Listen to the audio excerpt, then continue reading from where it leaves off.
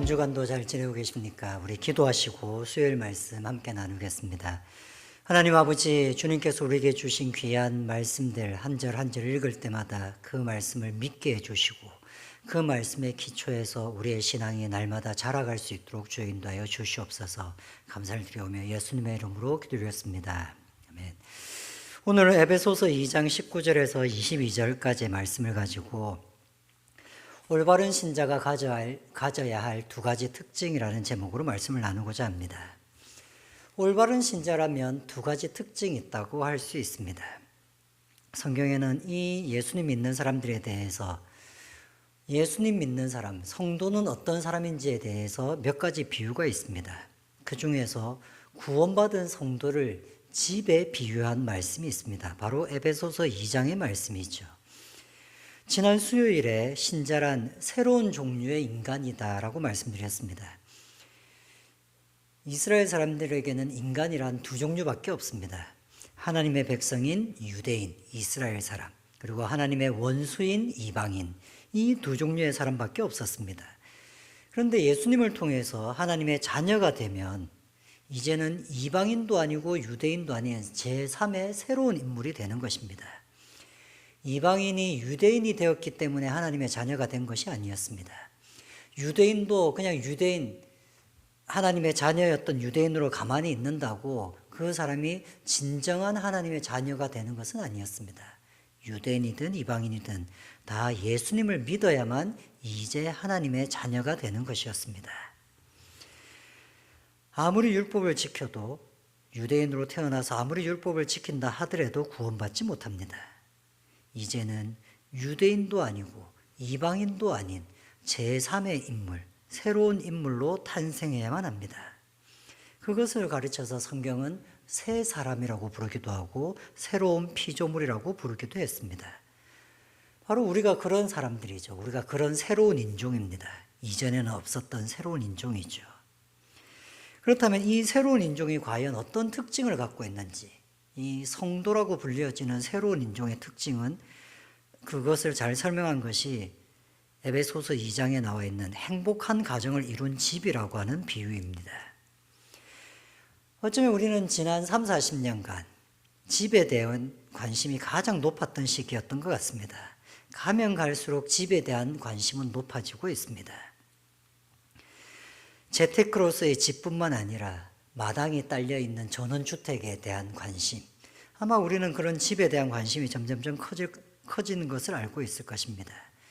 요즘은 TV만 틀어봐도 온갖 예쁜 집들이 프로그램마다 막 나오는 것을 보게 됩니다. 아마 다 상상해 보신 적이 있으실 겁니다. 그래서 마당에 딸려있는 아기자기한 전원주택, 그래서 적당한 소일거리도 있는 텃밭 같은 것, 그리고 그 속에서 재미있게 살아가고 있는 어린 자녀들과 부모들, 이런 모습들, 이런 기분 좋은 상상을 할 수 있는 집. 그런데 성경은 우리의 구원에 대해서도 그런 집이라고 설명하고 있습니다. 먼저 그런 가족이 있다는 것을 말씀합니다. 성경은 구원받은 사람을 이렇게 표현하고 있었습니다. 2장 19절입니다. 그러므로 이제부터 너희는 외인도 아니요 나그네도 아니요 오직 성도들과 동일한 시민이요 하나님의 권속이라. 아주 유명한 성경 구절이죠. 너희는 이제 새로운 피조물, 새 사람이 되었는데 그 사람이 되었다는 것은 그러므로 이제부터는 너희는 외인이나 나그네, 외국인이 아니란 뜻이죠. 유대 사람들, 하나님의 백성에서 볼 때에 외인도 아니고 나그네도 아니고 옛날부터 거룩하게 구별한 성도와 똑같은 동일한 하늘나라의 시민이요. 이 말은 하나님의 권속, 하나님의 가족이 되었다는 것입니다. 구원받은 사람이 하나님의 자녀가 된다는 것은 너무나도 잘 알고 있는 말씀입니다. 그것을 여기에서는 하나님의 가족이 되었다라고 얘기합니다. 마치 우리는 하나님의 자녀가 되어서 하나님의 가족이 된 것입니다. 행복한 가정인 것이죠. 우리가 우리의 자녀를 볼 때에 그 자녀가 얼마나 말썽을 피우고 밉다가도 그 어린 자녀가 잠자고 있는 모습만 봐도 얼마나 사랑스럽고, 그래서 자고 있는 자녀를 꼭 끌어안아 보지 않은 부모가 있겠습니까? 자고 있는 어린 자녀를 꼭 끌어안는 것이 부모의 마음인 것처럼 지금 하나님과 우리 사이는 그런 관계가 된 것입니다. 하나님은 우리를 너무 사랑해서 막 말썽 피우다가도 잠잠히 있으면 꼭 끌어안아주고 싶은, 우리를 그렇게 사랑하시는 하나님이 있는 것입니다. 자, 이제 그런 가정이 있습니다. 자녀를 사랑하는 부모가 있고, 말썽은 피우지만 여전히 부모 곁을 떠나지 않는 자녀가 있습니다. 이 가족이 살아갈 집, 바로 그 집도 우리 구원받은 성도라고 얘기하고 있습니다. 구원받은 성도에 대해서 20절은 이렇게 얘기합니다. 너희는 사도들과 선지자들의 터 위에 세움을 입으신 자라. 그리스도 예수께서 친히 모퉁이 돌이 되셨느니라. 그리스도께서 친히 모퉁이 돌이 되셔서 우리가 선지자들의 터 위에서 세움을 입었다. 집으로 세워졌다. 이런 뜻이죠. 터라는 것이 집을 염두에 두고 있는 그 단어이기 때문입니다. 사도들과 선지자들의 터 위에 우리가 세워져 있는 집 같은 존재입니다. 그렇다면 사도들과 선지자들의 터라는 것은 무엇일까요? 이것은 사도들과 선지자들의 어떤 개인적인 특성, 베드로나 이런 사람들의 특성이라보다는 사도들과 선지자들이 가르쳤던 가르침 위에 우리가 있다고 보는 것입니다. 사도들이 가르쳤던, 선지자들이 예언했던 그 메시아의 말씀을 받아들이는 것, 그것을 믿음으로 받아들이는 것이 우리의 터전이 되는 것입니다. 우리가 그리스도인, 신자가 되었다는 것, 새 피조물이 되었다는 것은 바로 그 가르침을 받아들였다는 것입니다. 사도들과 선지자들의 가르침 말씀 위에 우리가 서 있다는 것, 이것은 우리에게 한 가지 행동을 요구하게 됩니다. 어떤 행동을 요구하냐면, 쉽게 얘기하면 성경 공부를 요구합니다.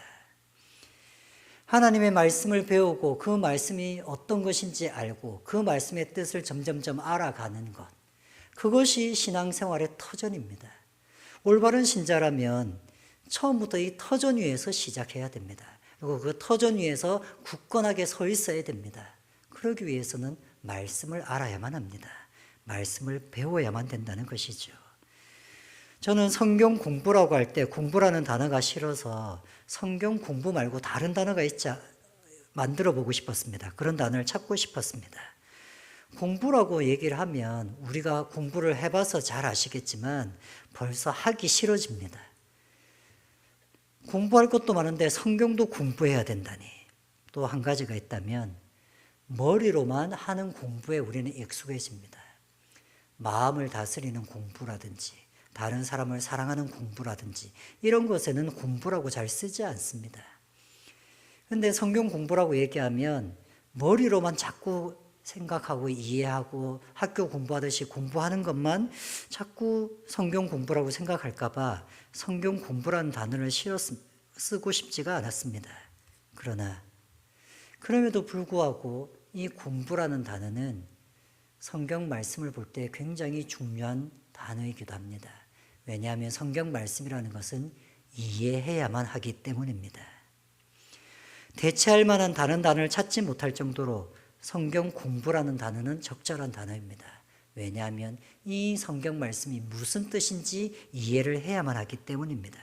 그래서 마치 영어 학원에 가서 영어를 공부하듯이 그렇게 배워서 공부하지 않으면 잘 이해되지 않는 것이 또 성경이기 때문입니다.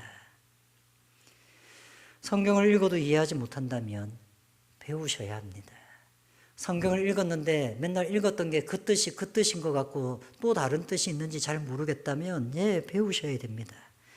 성경 읽는 법을 배우셔야 합니다. 그러면 혼자서도 성경을 읽을 수 있습니다. 배경 지식이라든지 기초적인 내용들을 알고 읽어보면 성경이 읽어지기 시작합니다. 여러분, 성경 공부와 설교는 다른 점이 있습니다. 설교를 많이 듣는다고 해서 성경을 잘 알게 되는 것은 아닙니다. 왜냐하면 설교라고 하는 것은 보통 한 가지 강조점이 있습니다. 그래서 그 한 가지 주제, 한 가지 강조점을 가르치기 때문에 성경의 내용에 있는 전반적인 것을 얘기하지 않습니다. 똑같은 성경 본문을 읽어도 성경 공부를 하면 그 본문의 내용을 더 많이 자세히 설명할 수 있습니다. 그러나 설교를 하게 되면 그 중에서 설교에 필요한 중요한 것만 이야기하게 됩니다. 그러니 설교를 듣고 나면 설교가 어떤 내용인지는 이해하지만 성경 본문은 이해가 안 될 때가 많이 있습니다. 그러나 성경 공부를 하게 되면 성경 본문 자체를 이해하게 됩니다. 또 특별히 생각해 보면 설교라는 것은 듣고 나면 하루 이틀만 지나도 다 잊어버립니다. 그것은 여러분의 잘못이 아닙니다. 평생 잊지 못할 설교를 하지 못하는 목사들의 잘못이기도 하죠. 그러나 또 한편으로는 가만히 앉아서 듣는 말씀과 자기가 열심히 공부해서 보는 말씀에 또 차이가 있는 것도 당연하지 않겠습니까? 그러니 성경은 공부하며 이해하는 노력이 필요합니다. 신자의 터전은 사도들과 선지자들이 가르쳐준 가르침 위에 서 있어야만 합니다. 자신의 경험과 자신의 머릿속에서 만들어낸 하나님은 이럴 거야, 교회는 이래야 돼, 이런 것들이 아니라 직접 성경에서 읽었던 말씀 위에 우리의 믿음이 서 있어야만 합니다. 보통 성경을 읽기 시작하면 이 성경 구절을 어떻게 해석해야 되지? 이런 고민을 하게 됩니다. 그리고 평신도가 이런 것을 해석해도 괜찮나? 그래서 틈만 나면 목사님한테 전화를 하고 싶어지는 마음이 들기도 합니다. 이것은 단지 여러분만의 문제가 아닙니다. 종교개혁이 일어나서 루터나 칼빈 같은 사람, 종교개혁가들이 각각 성경을 읽고 해석을 하기 시작됩니다. 그러자 문제가 크게 생기기 시작했는데 이 자기가 한 해석을 누가 옳다 그러다를 판단해 줄 수 있느냐, 이런 문제가 생긴 것이었습니다. 이전까지는 카톨릭의 교황이, 로마 교황이 그것을 판단하면 되는 것입니다. 심지어는 로마 교황만 성경을 해석할 수 있는 권한이 있었습니다. 그러니 굳이 해석에 대한 고민이 없었습니다. 그러나 각자가 성경을 읽고 각자가 성경을 해석하기 시작하자 그것이 우리가 정말로 성경을 알게 된 귀한 도전이기도 했지만 또 한편에서는 누가 옳은지 그른지를 서로 싸우게 됩니다. 그래서 이 때문에 루터나 칼빈, 쯔빙글리 같은 신학자들은 서로 신학적인 논쟁을 하고 결국은 갈라서게 됩니다. 매우 불행한 일이었죠. 그리고 이런 이야기를 듣다 보면 그래, 성경 해석은 함부로 하는 게 아니야. 신학을 배운 사람이 하는 것이지. 그렇게 생각하는 것도 당연하게 보입니다. 하지만 루터, 칼빈, 쯔빙글리 이런 사람들이 갈라서게 된 그런 신학적인 문제는 대단한 문제가 아니었습니다. 그들은 아주 디테일한 문제를 가지고 싸웠습니다. 대표적인 것이 성찬식이었죠. 성찬식, 주의 만찬을 할 때에 그 떡과 포도주가 진짜 예수님의 살과 피로 변하는 것 같으냐, 안 변하는 것 같으냐. 그것은 상징적인 의미만 있는 것이냐, 아니면 실질적인 효과가 있는 것이냐. 그런 걸 갖고 싸웠습니다. 예수님을 믿으면 구원받느냐 안 받느냐 갖고 싸우지 않았습니다. 예수님을 믿고 나면 성령이 우리 속에 거하시느냐 안 거하시느냐, 그런 것 갖고 싸우지 않았습니다. 대부분의 우리가 지금 생각하는 중요한 교리들은 크게 문제가 되지 않았습니다. 아주 지엽적인 문제, 카톨릭에서 벗어나면서 생겨났던 아주 지엽적인 문제들, 그런 것을 갖고 치열하게 싸웠던 것입니다. 즉 루터나 칼빈이 성경을 읽으면서 해석했던 것이나 오늘날 우리가 읽으면서 해석하는 것이 크게 차이 나지 않습니다. 예수님을 믿으면 구원받고 성령님이 우리를 도와주시고 우리 가운데 거하시고, 그것은 너무나도 당연합니다. 왜냐하면 성경을 찬찬히 읽어보면 다 비슷한 얘기라는 것을 알게 되기 때문입니다. 성경이 무슨 얘기를 하는지 큰 주제에서는 크게 혼돈할 것이 없다는 것입니다. 여러분, 책은 읽으면 이해하기 위해서 읽는 것이지 않습니까? 성경책도 책입니다. 그러니 이해하기 위해서 읽어야만 합니다. 이해를 하려면 이 내용이 어떤 내용인지 자기가 해석을 해서 이해를 하는 것입니다. 이해하지도 않을 거면 성경을 왜 읽어야 되겠습니까? 그것은 비밀스러운 것이 아닙니다. 심오한 영적인 의미가 있기 때문에 영적으로만 해석해야 되는 것도 아닙니다. 그 성경의 가르침은 선지자들이 혹은 우리의 사도들이 가르쳤던 내용을 그대로 적은 것이었습니다. 그러니 올바른 신자라면 그 터전 위에 있을 수 있어야 됩니다. 그러기 위해서 성경을 이해할 수 있어야 되고, 그러기 위해서 성경을 이해하기 위해서 성경을 공부해야만 합니다. 여러분, 성경 공부를 혼자서든 아니면 교회의 도움, 저의 도움을 받아서 하시든 여러분은 성경을 알아가기 위해서 노력하는 자들 되었으면 좋겠습니다. 그것이 우리의 터전입니다. 우리가 발 딛고 서 있는 터전이 된다는 것입니다. 올바른 신자라면 이 성경 말씀을 공부하고 이해하려고 노력해야 됩니다. 그리고 또 한 가지가 더 있는데, 이 집의 비유에서는 생각지 못한 모습이 하나 더 있습니다. 예수 그리스도가 친히 모퉁이 돌이 되셨다고 했는데, 이 모퉁이 돌은 그냥 있는 모퉁이 돌이 아닙니다. 그 모퉁이 돌이 하는 역할이 22절에 나옵니다. 그의 안에서, 모퉁이 된 예수님 안에서 건물마다 서로 연결하여 주 안에서 성전이 되어가고, 너희도 성령 안에서 하나님이 거하실 처소가 되기 위하여 예수 그리스도 안에서 함께 지어져 가느니라. 예수님 안에서 함께 지어져 간다는 거죠. 각 하나하나가 집이라고 하는, 맨 처음은 얘기하는 것처럼 보이지만 하나하나가 집이 아니라 예수님이 모퉁이 돌이 되어서 다 합쳐져서 점점 지어져 가는 집이 된다는 것입니다. 모퉁이 돌이라는 것은 이런 것입니다. 모퉁이에, 모서리에 큰 돌 하나를 딱 놔두고 옆에 벽돌 같은, 바위 같은 것을 쌓아 올려가는 것이죠. 그래서 이 모퉁이 돌이 기준이 되고 집의 모양을 잡아주게 됩니다.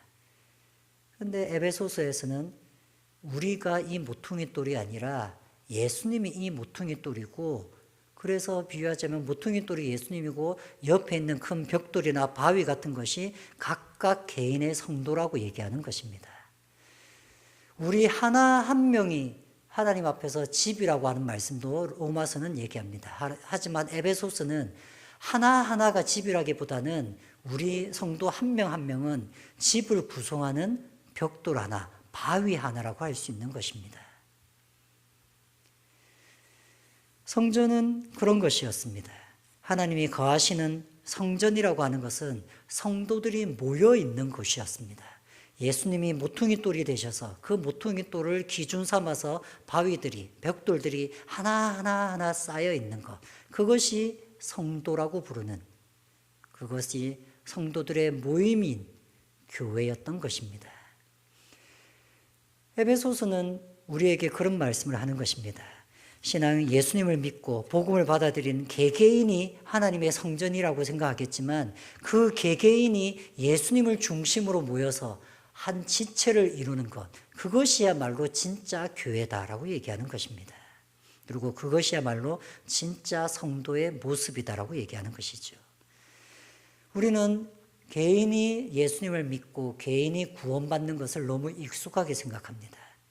그래서 그렇게 구원받은 사람이라면 이미 천국에 갈 수 있기 때문에 교회는 선택해도 되고 안 해도 되고, 근데 하면 좀 도움을 받지만 안 한다고 해서 크게 문제는 없다, 이렇게 생각하실 수도 있습니다.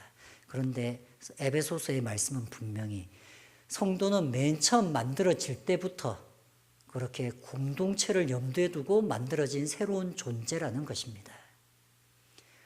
새로운 인간, 새 피조물을 만드셨는데 그 피조물은 먼저 사도들의 가르침의 터전 위에 서 있는 존재들이었습니다. 또한 그 존재들은 그냥 혼자 따로 떨어져 있는 존재로서 시작하는 것이 아니라 모퉁이 돌 대신 예수님을 기준으로 두고 다 뭉쳐 있을 때 제대로 된 존재라고 얘기하는 것입니다. 이것이야말로 우리가 알아야 될 교회에 대한 모습일 뿐만 아니라 우리의 모습이기도 합니다. 성도들의 모임이 교회이고 그 성도들은 개개인으로서 존재하는 것이 아니라 뭉쳐서 하나의 몸이 된다는 것, 그것이 바로 성경은, 에베소서는 비밀이었다고 얘기합니다. 그래서 뒷부분에 보면 비밀에 대한 얘기가 많습니다. 태초부터, 하나님 때부터 감추어진 비밀이 이제야 드러났다라고 얘기하는데, 그 비밀을 잘 살펴보면 바로 교회였던 것입니다. 교회야말로 하나님이 감추어 놓으셨던 비밀이었습니다. 우리는 구원이라는 말을 들으면 한 사람 한 사람이 구원받는 것만을 먼저 생각하게 됩니다. 그러나 성경은 구원에 대해서 말씀하시면서 한 사람씩 따로따로 구원받는 것이 아니라 구원받은 사람들의 집단을 염두에 두고 있었습니다. 올바른 성도라면 그래서 교회, 지체가 있는 공동체를 가지고 있어야만 온전한 교인이라고 얘기할 수 있습니다. 예수님은, 하나님은 처음부터 그렇게 만드셨던 것입니다. 여러분, 어쩌면 이제 우리는 코로나 시대가 끝나갈 것입니다. 코로나 시대가 끝나가고 나면, 그래서 생각해 보면 5월 한 달간은 저희가 온라인으로 예배를 드리지만 6월 달부터는 다시 우리가 모여서 예배를 드릴 수가 있을 것입니다. 6월 달부터 예배를 드리기 시작하면 어쩌면 특별한 일이 없다면 우리는 앞으로 계속 모여서 예배를 드릴 수 있을 것이라고 기대하고 있습니다. 그러면 이제 우리는 모여서 함께 예배 드리면서 함께 신앙생활을 할 수 있습니다. 온라인으로 예배 드릴 수도 있습니다만 그렇게 모여서 함께 얘기도 하고 함께 교제도 나누고 그러면서 한 몸 되어가는 것, 그것이 우리가 가져야 될 성도로서의 좋은 그리고 온전한 특징이기도 합니다. 기대되는 6월달이 오고 있습니다. 정말 그동안 성경 말씀도 잘 배우시고 또 잘 혼자서도 읽어보시고 또한 동시에 한 몸 되는 그런 교회 생활을 할 수 있었으면 참 좋겠습니다. 우리 같이 함께 기도하시겠습니다. 하나님 아버지, 우리를 불러주셔서 감사하고 새로운 사람으로 만들어주신 것도 감사합니다. 우리를 새로운 사람으로 만들어주셔서 이제 주님과 화목한 사람으로 만들어주셨음을 잘 압니다. 이제 그 터전이 그 사도들이 가르쳐 주셨던 말씀이라는 것을 알고 그 말씀 위에 굳건히 서 있을 수 있도록 주님 인도하여 주시옵소서. 또한 홀로 서 있는 것이 아니라 모퉁이 돌 대신 예수님을 기준 삼아서 예수님과 붙어서 한 몸 되어 온전한 교회를 이루어갈 수 있도록 주여 인도해 주시길 간절히 원합니다. 한 주간도 살아가는 모든 자들을 위해 하나님께서 은혜를 다해 주시길 간절히 원하오며 예수님의 이름으로 기도드렸습니다.